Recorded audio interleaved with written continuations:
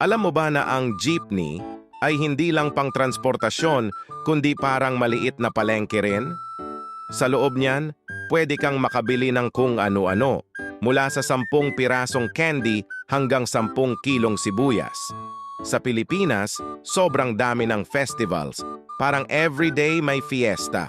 Hindi ka mauubusan ng rason para mag-celebrate, kaya siguro laging masaya ang mga Pinoy.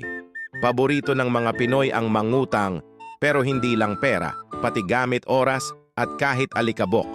Basta may makitang pwedeng ipahiram, tutulungan ka. Alam mo ba kung bakit maraming basketball court sa Pilipinas? Kasi dito, kahit saan may makikita kang grupo na naglalaro ng basketball. Parang libreng gym ang bawat kanto. Kapag umuulan, automatic na instant car wash ang kotse mo sa Pilipinas. Libre na, malamig pa ang panahon. Ang hilig ng mga Pinoy sa karaoke,